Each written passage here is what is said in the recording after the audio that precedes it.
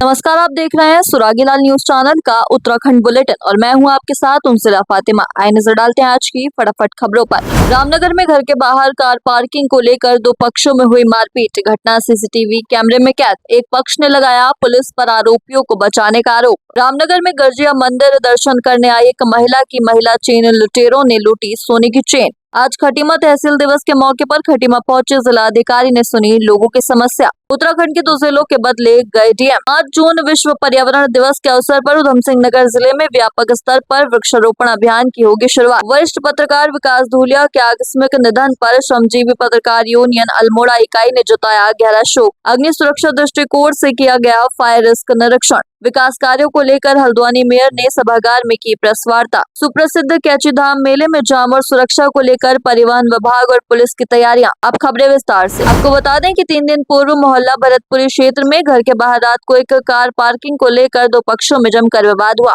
विवाद इतना बढ़ गया कि दोनों पक्षों के बीच जमकर मारपीट भी हुई। इस पूरी घटना का वीडियो सीसीटीवी कैमरे में कैद हो गया। तो वहीं एक पक्ष के परिवार के 3 लोग सहित 5 लोग घायल हो गए। घटना में घायल पक्ष के एक व्यक्ति ने घटना की जानकारी 3 दिन पूर्व रात्रि में ही पुलिस को देने के बाद भी अभी तक आरोपियों पर कार्रवाई न करने पर नाराजगी जताते हुए कहा कि पुलिस द्वारा नामजद आरोपियों को बचाने का काम किया जा रहा है। संवाददाता राजीव अग्रवाल की रिपोर्ट। ये बैठा है ना। सत्यपाल सिंह भरतपुरी। ऐसा हुआ 2 तारीख को मेरी माताजी की तबीयत खराब थी, हम लोग उनको लेके गए थे और वहां से आने के बाद हमने गाड़ी खड़ी करी, अपने घर के आ गए। तो जो सामने वाला पड़ोसी है वो रात को 12-1 बजे आता, डेली का हिसाब है उसका। तो उसने आकर नीचे गाली गलौज करनी है, मेरी गाड़ी लगेगी। हमने कहा ठीक है लगा दे। उतने में वो ज्यादा आउट होने लगा, नशे में भी था। उसके अलावा उसका नौकर आया, 1-2 लड़के और थे इसके। फिर उन्होंने वो करना शुरू कर दिया। फिर मेरे बच्चे आगे, मैंने उनको डांट के अंदर भेज दिया। फिर मैं उनको समझा रहा, तब तक उन लोगों ने मुझसे चौके से प्रहार कर दिया। वो तो पहले तो वो 4-5 थे और बाद में फिर उनकी बीवी सभी आगे, माता पिता उनके नीचे। उसमें हमने फिर रात को ही मेडिकल कराया रामनगर, और मेडिकल कराने के बाद फिर हम यहाँ 12:30-1 बज गया हमको। 1-1:30 बजे हमें एक तारीफ दी हमने लिख के। और फिर वो थोड़ा करने लगे, साले लोहार तुम इतना यहाँ आके बस गए, ये है सो करके। फिर उन्होंने कहा बोले सालों देसी पहाड़ियों के बीच में रह के और देसी पहाड़ी वाली बात करी उन्होंने। पुलिस ने अभी कोई कार्रवाई नहीं करी। हम परसों आए तो उन्होंने कहा हम लाते हैं। हम फिर कल दोपहर में आए, 10-11 बजे बुलाया, तो 10-11 बजे बुला के भी उन्होंने कुछ नहीं किया। बोले हम उठा लेंगे, तुम चले जाओ। राजी बाहर घूम रहे हैं, वो तो खुदा में से घूम रहे हैं और वो बाहर घूम निकलते हैं तो वो बड़ी उसमें एटीट्यूड में निकलते हैं। हमारे घर के सामने का मामला है, कल कोई बात हो क्या होगा, समझे। दिन के ये काम है, हम लोग तो व्यापारी दुकानदार लोग हैं। देखिए, गाड़ी पार्किंग को लेकर 2 परिवारों में आपस में मारपीट हुई थी परसों रात। इस संबंध में दोनों पक्षों की तैयारी आई है। हमारे द्वारा इसमें जांच कर आवश्यक कार्रवाई की जाए। रविवार को उधम सिंह नगर के बाजपुर क्षेत्र की ममता नाम की महिला अपने परिजनों के साथ रामनगर में स्थित प्रसिद्ध गर्जिया देवी मंदिर में दर्शन करने के लिए पहुंची थी। बताया जाता है कि इसी बीच जैसे ही उन्होंने मंदिर परिसर में प्रवेश किया तो वहां पर 2 अज्ञात महिला चेन लुटेरों ने उनके गले में पड़ी करीब 3 तोले की सोने की चेन लूट ली। घटना के बाद जहाँ एक तरफ पुलिस के सुरक्षा दावों की पोल खुली है, तो वहीं पीड़ित महिला ने चौकी पुलिस पर सहयोग न करने का भी आरोप लगाया है। संवाददाता राजीव अग्रवाल की रिपोर्ट। रविवार 1 तारीख को ना मंदिर परिसर में हम गए थे, गर्जिया माता की मंदिर परिसर में। फिर एक लेडीज हमारे साथ साथ आई, फिर मैं खड़ी थी, मेरे पीछे खड़ी थी, मुझे पता नहीं चला फिर कब चेन लेके चली गई। फिर हमारी बहन भी थी, उनकी भी चेन खींची तो उन्होंने हाथ पकड़ा उसका, फिर वो छुड़ा के भाग गई। चेन तो उनकी मिल गई, मेरी चेन लेके गायब हो गई। फिर हमने पुलिस चौकी वहां पे लिखवाया तो उन्होंने ऐसी नोट कर ली, करी मिलेगा तो नहीं, सोने की चीज नहीं मिलती है। लेकिन फिर भी मैं देखता हूँ, आप सीसी फुटेज में देख लो। फिर हमने सीसी फुटेज में भी देखा। कितनी महिलाएं थी? 2 थी, अभी तो फिलहाल 2 ही थी हमारे साथ में। नहीं, जिन्होंने चैन लूटी है वो 2 लोग थे? 2 लोग थे, एक ग्रीन साड़ी में थी और एक व्हाइट सूट में थी। कितने तोले की चैन थी? ये तो चेन तो 2.5-3 तोले की थी। तो आज आपने रिपोर्ट दिया था? वहाँ पे दिया था। सिपाही ने आपको कहा नहीं मिलेगी चैन?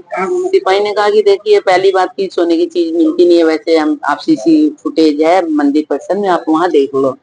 तो हमने कहा सर हम देख रहे हैं, वहाँ पे बच्चे बैठे हुए देखने के लिए। सिपाही नहीं गए आपके साथ? नहीं, हमारे साथ नहीं गए। फिर लेकिन फॉरेस्ट विभाग वाला जो एक था ना, वो हमारे साथ काफी कोशिश किया। मतलब वन विभाग वाला गया वन, लेकिन हाँ, पुलिस वाले नहीं गए। पुलिस वाले नहीं गए, वन विभाग वाले हमारे साथ पुल होते हुए नदी किनारे, लेकिन हमने सोचा कि पुल से भागी है, लेकिन मंदिर परिषद की एक नीचे से रास्ता जाता है, तो उधर देखिए, गर्जिया मंदिर कैंपस में 3 दिन पूर्व एक महिला से चैन स्नैचिंग की घटना हुई थी।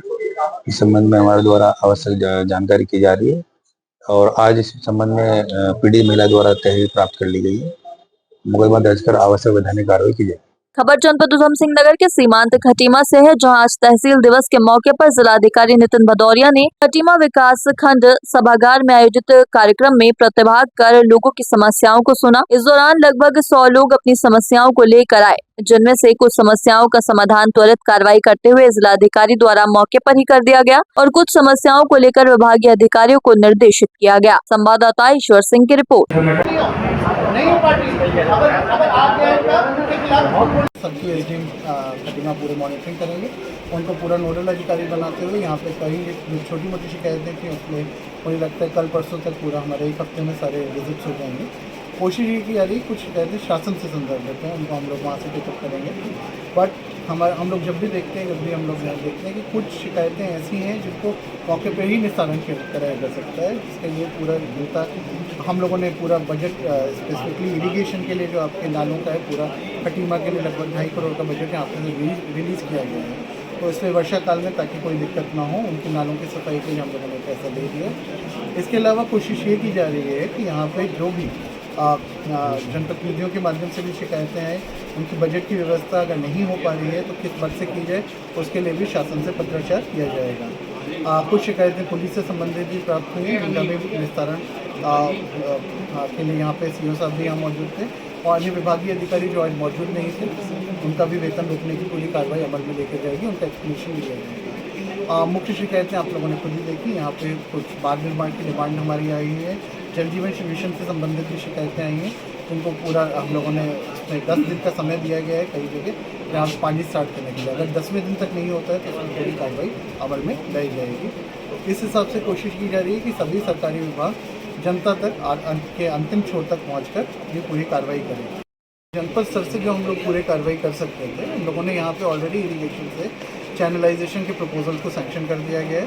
तो इसमें सबसे जो हमारे जो जितने ज़्यादा से ज़्यादा हम लोग कर सकते थे, इसमें डिस्ट्रिक्ट मिनरल फंड से भी दिया गया, एंटाइड फंड से भी पैसा दिया गया और आपदा फंड से भी दिया गया है। तो कोशिश यही की जा रही है कि जितने भी जल्द से जल्द हमारी नगर पालिका, इरिगेशन विभाग और एसडीएम के उसमें नेतृत्व में पूरा ये नालों की सफाई का कार्यक्रम जो उन्होंने बना रखा है शेड्यूल के अनुसार पूरा कर लेंगे। पूरी धनराशि इसमें वितरित की जा चुकी है। सर, छतरपुर क्षेत्र में रेलवे विभाग द्वारा खनन किया जा रहा है रात्रि 8 बजे 8:30 बजे तक, और ग्रामीणों का कहना है कि अगर उससे कहा जा रहा है कुछ ऐसा किया जा रहा है। उत्तराखंड शासन से जुड़ी बड़ी खबर। 2 जिलों के बदले गए डीएम मयूर दीक्षित को बनाया गया हरिद्वार जिलाधिकारी। नितिका खंडेलवाल को टिहरी जिले की दी गई कमान। आज सुबह ही हरिद्वार के डीएम को किया गया था सस्पेंड। सस्पेंशन ऑर्डर के बाद हरिद्वार को मिला नया डीएम। संवाददाता सुनील राज की रिपोर्ट। चाहे तो एक साथ होनी चाहिए, सब लोग एक साथ बैठना ही नहीं चाहते। पापा, try this. लो, सब लपक लिए।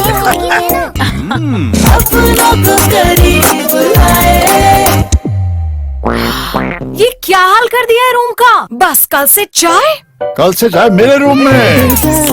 देवर पान नमकीन।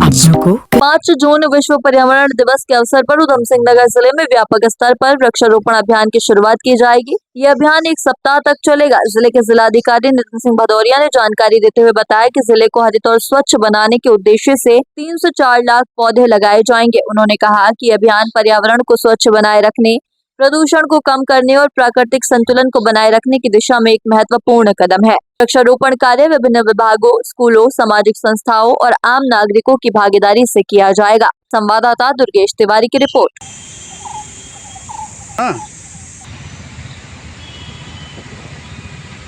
दिवस का जो हमारा पूरा इस समय अगर हम कहें तो हमारा पूरा 1 सप्ताह भर के कार्यक्रम आयोजित करने का हम लोग को लक्ष्य दिया गया था, जिसमें छोटे छोटे कार्यक्रम अभी जनपद स्तर पे, विकासखंड स्तर पे आयोजित किए जा रहे हैं और उसमें मुख्य कार्यक्रम जो हमारा संजय वन में आयोजित किया जाएगा। इसमें हम लोग की कोशिश ये है कि हम इसको पर्व को हमारा योग दिवस और हरेला तक पूरा कंटिन्यू कर सकें। तो उसके लिए नर्सरी बनाई जा रही है और हम लोग ज़्यादा से ज़्यादा पेड़ लगाने का, जितनी भी डिमांड आ रही है उसको करने का कोशिश कर रहे हैं।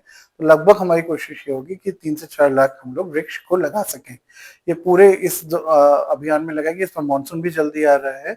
हमारी कोशिश ये है कि इस पूरे पीरियड को हम लोग यूटिलाइज करते हुए उधम सिंह नगर को एक हरित क्षेत्र दे सकें। वरिष्ठ पत्रकार विकास धूरिया के आकस्मिक निधन से पत्रकारिता जगत को गहरा आघात पहुंचा है। श्रमजीवी पत्रकार यूनियन अल्मोड़ा इकाई की ओर से आयोजित शोक सभा में उनके योगदान को याद करते हुए उन्हें एक निर्भीक, निष्पक्ष और जनपक्षीय पत्रकार बताया गया, जिन्होंने पत्रकारिता को सामाजिक सरोकारों से जोड़ने का कार्य किया। संवाददाता हेमंत मेहरा की रिपोर्ट। दिनांक 3 जून को अग्निशमन अधिकारी फायर स्टेशन अल्मोड़ा महेश चंद्र द्वारा कुर्मांचल अकेडमी पोखर खाली अल्मोड़ा का फायर रिस्क निरीक्षण किया गया तथा प्राथमिक अग्निशमन उपकरणों को चेक कर संचालन की जानकारी दी गई। अग्निशमन व्यवस्थाएं पूर्ण पाई गयी तथा व्यवस्था को और अधिक सुदृढ़ किए जाने हेतु महत्वपूर्ण दिशा निर्देश दिए गए। संवाददाता हेमंत मेहरा की रिपोर्ट। हल्द्वानी नगर निगम में विकास कार्यों को लेकर नगर निगम के मेयर गजराज सिंह बिष्ट नगर सभागार में प्रेस वार्ता के दौरान बताया कि नगर निगम में जितने भी वेंडर संचालक हैं उन्हें प्रशस्ति पत्र बांटे गए हैं। साथ ही उन्होंने वेंडर संचालकों से कहा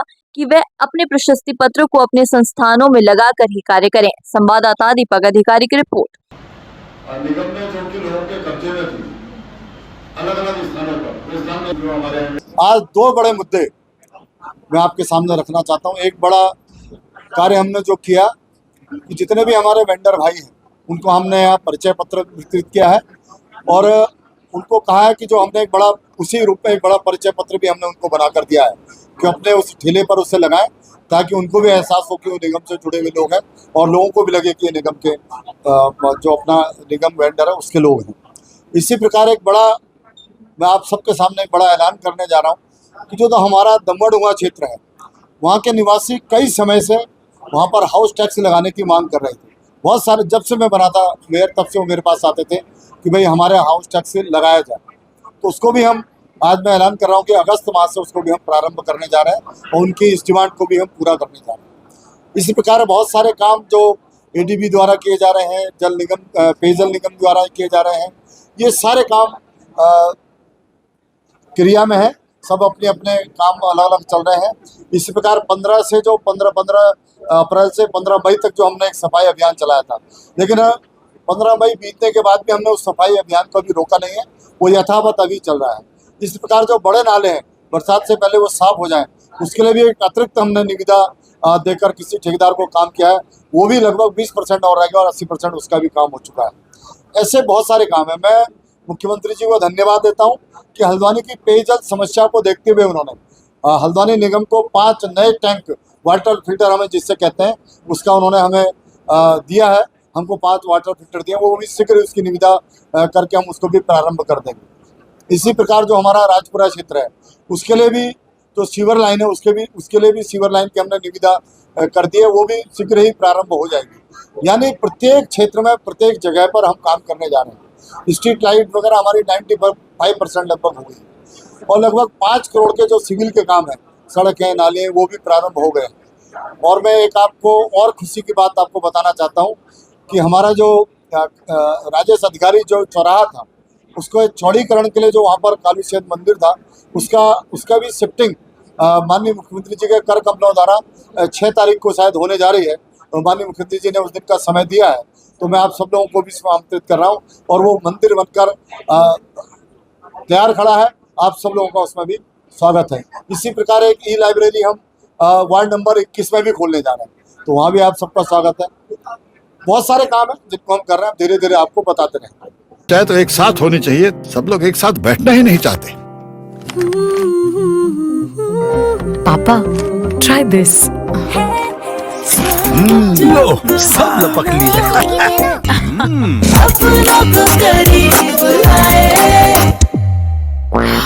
ये क्या हाल कर दिया है रूम का? बस कल से चाय कल से चाय मेरे रूम में। देवर पान नमकीन। 15 जून को लगने वाले सुप्रसिद्ध कैची धाम मेले को लेकर जहां प्रशासन की तैयारियां अंतिम चरण में हैं, तो वहीं कैची धाम मेला यानी कि 15 जून को लेकर जाम से निपटने के लिए प्रशासन की तैयारियां अंतिम चरण में हैं। बता दें कि कैची धाम मेले में प्रतिवर्ष लाखों की संख्या में श्रद्धालु देश विदेश से बाबा नीम करोली महाराज के दर्शन को आते हैं और बीते कुछ वर्षों से कैची धाम में जाम लगना प्रशासन के लिए चुनौती बन गया है, जिसको लेकर इस बार पहले ही तैयारियां शुरू कर दी गई हैं। संवाददाता दीपक अधिकारी की रिपोर्ट।